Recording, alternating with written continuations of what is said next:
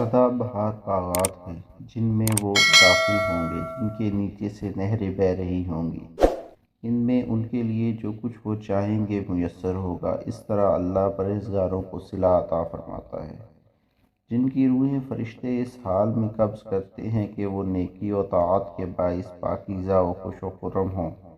ان سے فرشتے قبض روح کے وقت ہی کہہ دیتے ہیں کہ تم پر سلامتی ہو، تم جنت میں داخل ہو جاؤ ان اعمال صالحہ کے باعث جو تم کیا کرتے تھے۔ یہ اور کسی چیز کا انتظار کر رہے ہیں سوائے اس کے کہ ان کے پاس فرشتے آ جائیں یا آپ کے رب کا حکم عذاب آ پہنچے۔ یہی کچھ ان لوگوں نے بھی کیا تھا جو ان سے پہلے تھے، اور اللہ نے ان پر ظلم نہیں کیا تھا لیکن وہ خود ہی اپنی جانوں پر ظلم کیا کرتے تھے۔ سو جو اعمال انہوں نے کیے تھے انہیں کی سزا ان کو پہنچی، اور اسی عذاب نے انہیں آ گھیرا جس کا وہ مذاق اڑایا کرتے تھے۔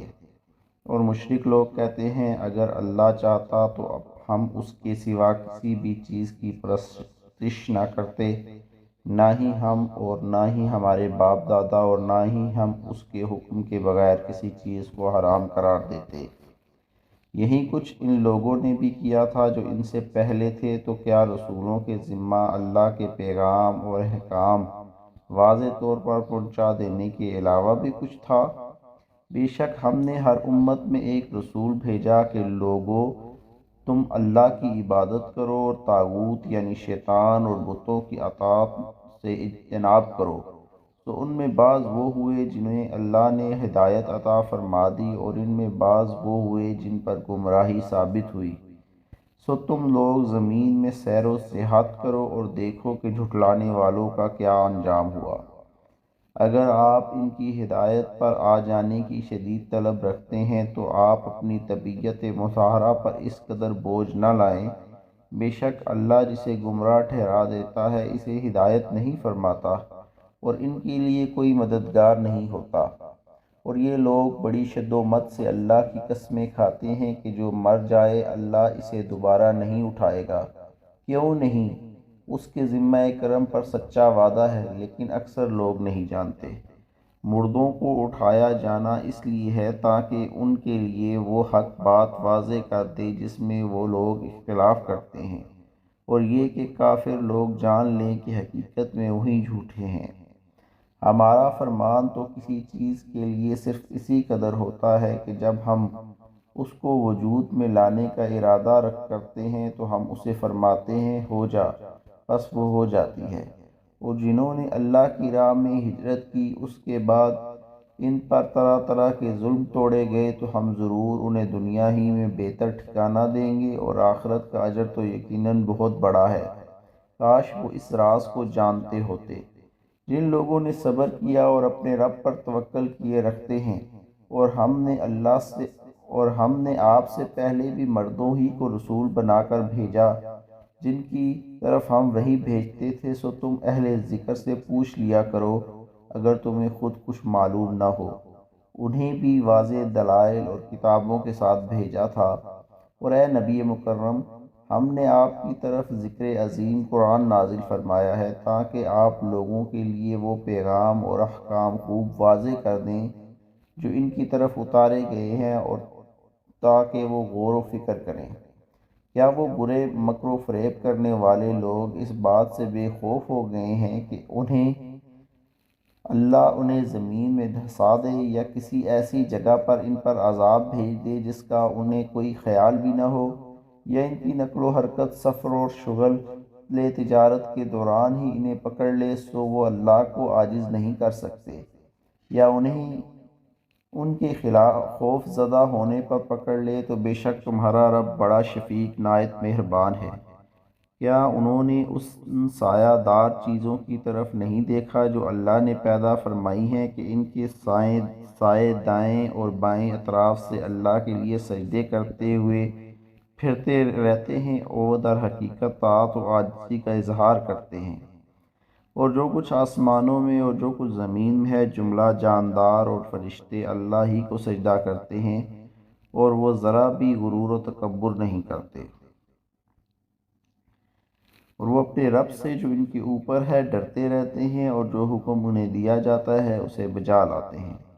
اور اللہ نے فرمایا تم دو معبود مت بناؤ، بے شک وہیں اللہ معبود یکتا ہے، اور تم مجھ ہی سے ڈرتے رہو، اور جو کچھ آسمانوں اور زمین میں ہے سب اسی کا ہے، اور سب کے لیے اسی کی فرما برداری واجب ہے، تو کیا تم غیر از خدا کسی سے ڈرتے ہو؟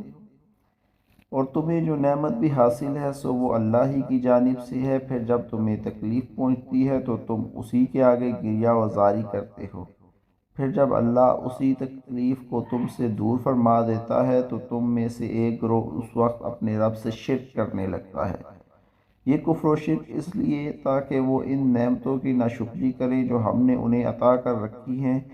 بس اے مشرکو چند روزہ فائدہ اٹھا لو، پھر تم عنقریب اپنے انجام کو جان لو گے، اور یہ ان بتوں کے لیے جن کی حقیقت وہ خود بھی نہیں جانتے اس رزق میں سے حصہ مقرر کرتے ہیں جو ہم نے انہیں عطا کر رکھا ہے۔ اللہ کی قسم تم سے اس بہتان کی نسبت ضرور پوچھ گچھ کی جائے گی جو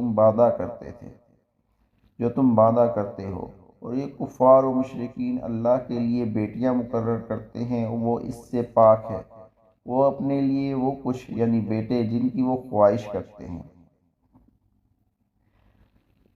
اور جب ان میں سے کسی کو لڑکی کی پیدائش کی خبر سنائی جاتی ہے تو اس کا چہرہ سیاہ ہو جاتا ہے اور وہ غصے سے بھر جاتا ہے، وہ لوگوں سے چھپا پھرتا ہے اس بری خبر کی وجہ سے جو اسے سنائی گئی ہے۔ اب یہ سوچنے لگتے ہیں کہ آیا اسے ذلت اور رسوائی کے ساتھ زندہ رکھے یا اسے مٹی میں دبا دے یعنی زندہ درگور کر دے۔ خبردار کتنا برا فیصلہ ہے جو وہ کرتے ہیں۔ ان لوگوں کی جو آخرت پر ایمان نہیں رکھتے یہ نہایت بری صفت ہے، اور بلند تر صفت اللہ تعالیٰ ہی کی ہے، اور وہ غالب حکمت والا ہے۔ اگر اللہ لوگوں کو ان کے ظلم کے عوض فوراً پکڑ لیا کرتا تو اس زمین پر کسی جاندار کو نہ چھوڑتا، لیکن وہ انہیں مقررہ میعاد تک مہلت دیتا ہے، پھر جب ان کا مقررہ وقت آ پہنچتا ہے تو وہ نہ ایک گھڑی پیچھے ہو سکتے ہیں اور نہ ایک گھڑی آگے بڑھ سکتا ہے۔ اور وہ اللہ کے لیے وہ کچھ مقرر کرتے ہیں جو اپنے لیے ناپسند کرتے ہیں، اور ان کی زبانیں جھوٹ بولتی ہیں اور ان کے لیے بھلائی ہے ہرگز نہیں۔ حقیقت یہ ہے کہ ان کے لیے دوزخ ہے، اور یہ دوزخ میں سب سے پہلے بھیجے جائیں گے اور اس میں ہمیشہ کے لیے چھوڑ دیے جائیں گے۔ اللہ کی قسم یقیناً ہم نے آپ سے پہلے بھی بہت سی امتوں کی طرف رسول بھیجے تو شیطان ان امتوں کے لیے ان کے برے اعمال آراستہ و خوشنما کر دکھائے، سو وہی شیطان آج ان کا دوست ہے اور ان کے لیے دردناک عذاب ہے۔ اور ہم نے آپ کی طرف کتاب نہیں اتاری مگر اس لیے کہ آپ ان پر وہ امور واضح کر دیں جن میں وہ اختلاف کرتے رہے ہیں، اور اس کے لیے یہ کتاب ہدایت اور رحمت ہے اس قوم کے لیے جو ایمان لے آئی ہے۔ اور اللہ نے آسمان کی جانب سے پانی اتارا اور اس کے ذریعے زمین کو اس کے مردہ یعنی بنجر ہونے کے بعد زندہ یعنی سرسبز و شاداب کر دیا۔ بے شک اس میں نصیحت سننے والوں کے لیے نشانی ہے۔